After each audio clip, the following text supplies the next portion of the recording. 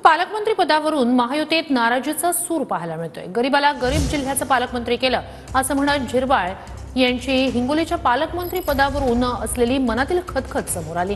तर पालकमंत्री पदाबाबत श्रद्धा आणि सबुरी ठेवणार असल्याचं हसन मुश्रीफ यांनी म्हटलंय। दुसरीकडे रायगड आणि नाशिकच्या पालकमंत्री पदावरूनही वाद कायम आहे। स्थगिती दिलेल्या जिल्ह्यातील 2 मंत्र्यांकडून ध्वजवंदन। नाशिकमध्ये महाजन तर रायगडमध्ये अदिती तटकरेंच्या हस्ते ध्वजवंदन।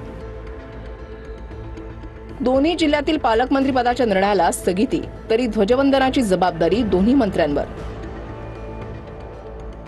रायगडवासियांच्या वतीनं ध्वजारोहण करण्याचा मान मिळाला अशी प्रतिक्रिया अदिती तटकरेंनी दिली आहे। बहुमान मिळणं हा कुठल्याही लोकप्रतिनिधीच्या आयुष्यातला सुवर्ण क्षण असतो।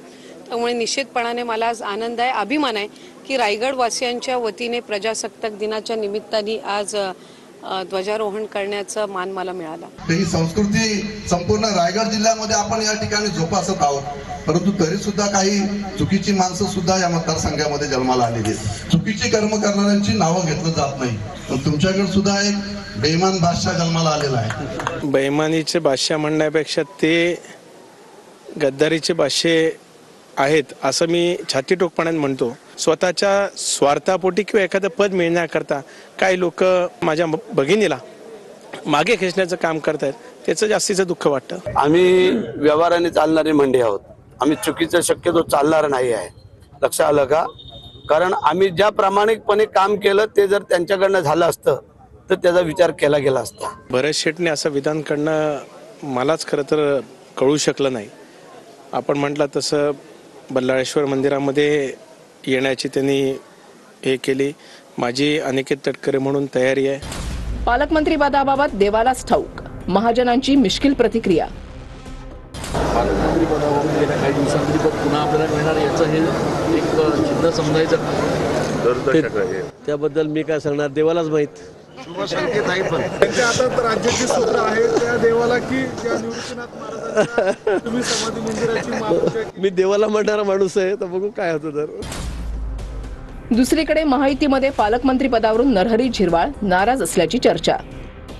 गरीबाला गरीब जिल्ह्याचं पालकमंत्री केल्याचं हिंगोलीचे पालकमंत्री नरहरी झिरवाळ यांचं वक्तव्य।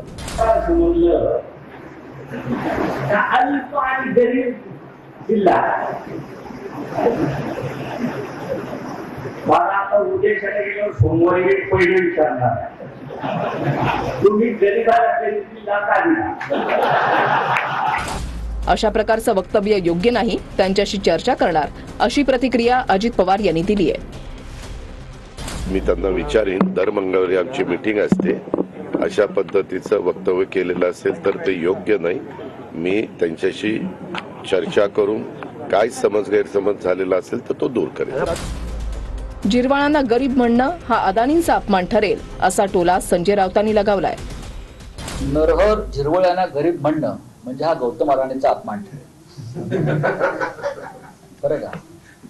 गरीब माणूस हा प्रामाणिक असतो, निष्ठावान असतो, खाल्ल्या मिठाला जागतो। तिकडे पालकमंत्री पदाबाबत अजित पवारांशी बोललोय, आता श्रद्धा आणि सबुरी ठेवली असल्याचं हसन मुश्रीफांनी म्हटलंय।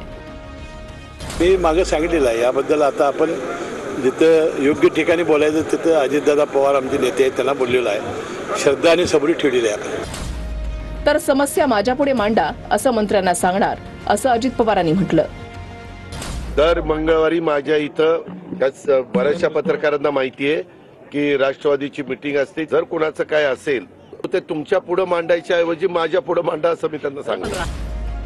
पालकमंत्री पदावरून महायुतीमध्ये नाराजीचं चित्र दिसत असताना फडणवीसांनी एका वाक्यात उत्तर दिलंय। पालकमंत्री पदाचा वाद नसल्याचं मुख्यमंत्री फडणवीसांनी म्हटलंय। कुठला वादच नाही, कुठला वादच नाही। राजकीय खुर्ची असते ती फेविकॉल घेऊन तर कोणाच्या खाली उभी राहत नाही, ती बदलत असते, अदलाबदल होत असते। मी सुद्धा गेल्या 20 वर्षापासून लोकप्रतिनिधी आहे, आमदार म्हणून 2009ला पहिल्यांदा मी निवडून गेलो। माझी बऱ्याच वर्षापासूनची अपेक्षा होती की मी मंत्री व्हावं, मी मंत्री व्हावं, परंतु होऊ शकलो नाही, म्हणून मी काही नाराज। मला पत्रकारांनीच विचारलं की तुम्हाला बीड मिळालं नाही, तर म्हणलं नाही मिळालं, मिळालं असतं तर आनंद झाला असता। आपला जिल्हा नाही मिळाला तर आनंद होणारच नाही ना कोणालाही, कारण मी तिथे 5 वर्ष पालकमंत्री म्हणून काम केलंय. पण मी जीवनामध्ये जे पण निर्णय होतात ना त्याला अनुभव म्हणून घेत असते. जेव्हा मी 100% संघटनेचं काम केलं 5 वर्ष कुठल्याही पदावर संविधानिक न राहता, तर तोही माझ्यासाठी खूप चांगला अनुभव राहिलेला आहे. आणि जालन्याचं काम करत असतानाही मला बीड एवढंच मी प्रेमाने करेन, तेवढंच मी पारदर्शकतेने चांगलं काम करेन